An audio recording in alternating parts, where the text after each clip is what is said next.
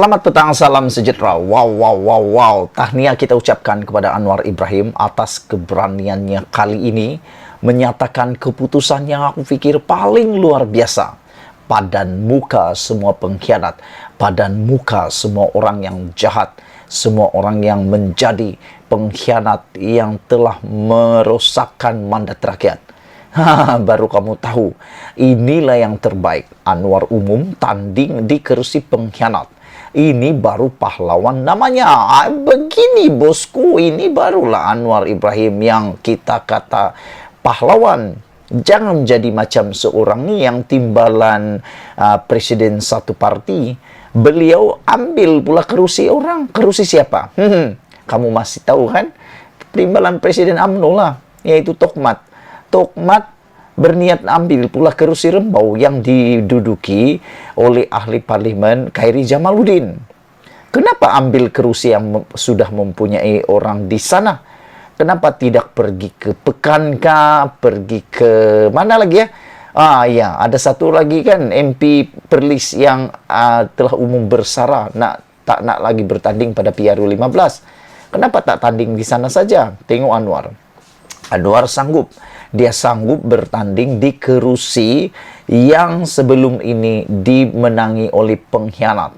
Aku rasa dia sedang merujuk kepada antaranya ialah seperti Zuraida Kamarudin, seperti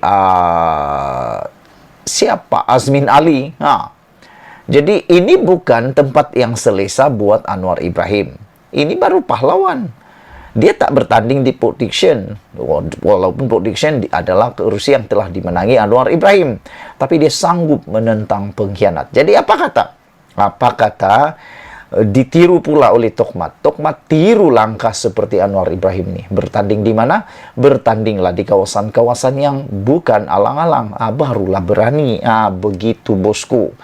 Presiden PKR merangkap pengerusi PH hari ini, yaitu Anwar Ibrahim, menyatakan pendiriannya untuk bertanding di kerusi pengkhianat pada PRU 15 akan datang. Habislah Azmin Ali.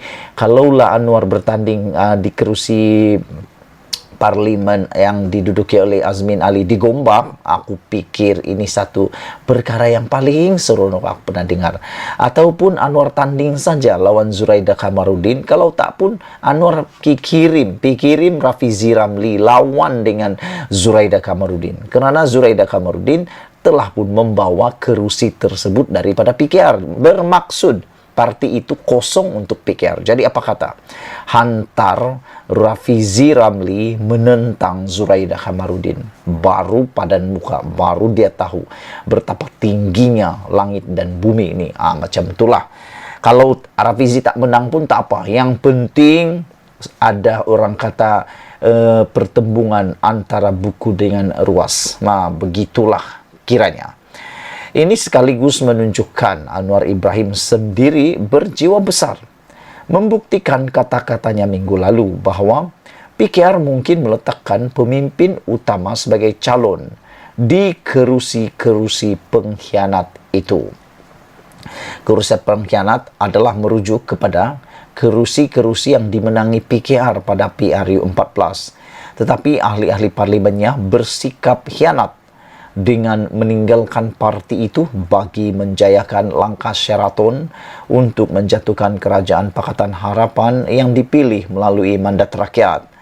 Saya harus pilih kawasan pengkhianat. Mesejnya bahwa pengkhianatan dalam politik tidak boleh diterima, tegas beliau berhubung keputusannya itu. Meskipun ada beberapa kerusi pengkhianat yang boleh untuk Anwar tandingi bagi misi merampas balik dan membunuh kerjaya sang pengkhianat yang durjana itu, berdasarkan situasi kewajaran dan kesesuaian, ada 3 tempat yang sesuai dipilih oleh Anwar Ibrahim. Pertama adalah Gombak yang kini dipegang Azmin Ali. Kedua, Ampang yang juga diduduki oleh Zuraida Kamarudin, dan Bandar Tun Razak yang sebelum ini milik PKR melalui Kamarudin Jafar. Aku rasa salah satu ini mesti ditandingi Anwar, dan aku rasa paling bagus dia bertanding lawan Azmin Ali, kerana Azmin Ali lah yang telah menikam Anwar dari belakang, menyebabkan Anwar kalah, PH kalah dalam perbuatan langkah Sheraton itu. Begitupun jika Anwar yang kini ahli Parlimen Port Dickson memilih bertanding di Bandar Tun Razak misalnya, maka timbalan Presiden PKR Rafizi Ramli atau Menteri Besar Selangor yang kini naib Presiden PKR Amiruddin Syari harus diletakkan di Gombak, dan seorang lagi naib Presiden PKR Nurul Izzah Anwar paling sesuai menjadi calon di Ampang. Wow, Nurul Izzah menentang Zuraida Kamarudin. Ini satu berita yang memang kita tunggu-tunggu, yang aku pikir terbaik punya. Apa macam? Berani? Aku pikir kalau ini jadi kebenaran, mesti Zuraida Kamarudin, Azmin Ali, dan Kamarudin Jafar pasti sekarang ini sedang garuk kepala, tak boleh tidur, makan tak nyenyak, makan tak kenyang, tidur tak lena.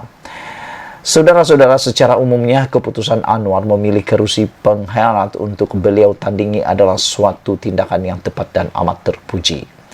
Ia suatu tanda keberanian Anwar sebagai pemimpin yang jarang ada pada pemimpin-pemimpin lain. Dan ini juga baharu pahlawan namanya.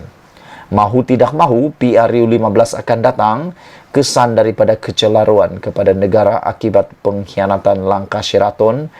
PKR dan PH harus meletakkan dua keutamaan sebagai sasarannya. Pertama, memenangi PRU 15 dan kembali menjadi kerajaan dengan matlamat, membela rakyat serta membaiki banyak kerosakan dalam negara. Dan yang kedua, untuk membersihkan politik negara ini daripada parasit dan pemimpin toksik yang khianat.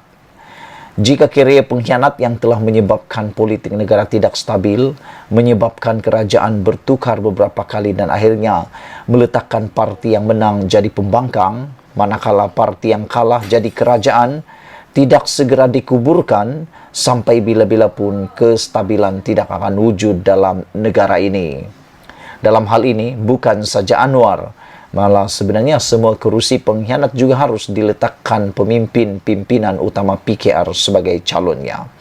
Selain Gombak, Ampang dan Bandar Tun Razak, kerusi pengkhianat selebihnya ialah Indra Mahkota, Nibung Tebal, Batu Pahat, Segamat, Seratok, Puncak Borneo, Ranau, Julau, Kuala Langat serta Tebrau. Pimpinan utama PKR yang lain seharusnya tiada halangan untuk bersama-sama dengan Anwar dalam matlamat suci itu, dengan turut bersedia berlawan dengan pengkhianat yang secara umumnya rakyat memang sedia membenci mereka sekarang ini. Dalam erti kata lain, semua watak-watak pengkhianat itu mesti dibunuh kerjaya mereka dan seterusnya diletakkan di gobok pesaraan selepas ini. Biar kali ini mereka merasa pembalasan dibersarakan akibat pengkhianatan yang dahulu mereka begitu bangga melakukannya. Ditulis oleh sabudinhusin.com. Sekian isu hangat petang ini. Jangan lupa tinggalkan komen Anda, tekan butang subscribe. Malaysia kita punya, kita juga sama-sama cintai Malaysiaku. Bye-bye.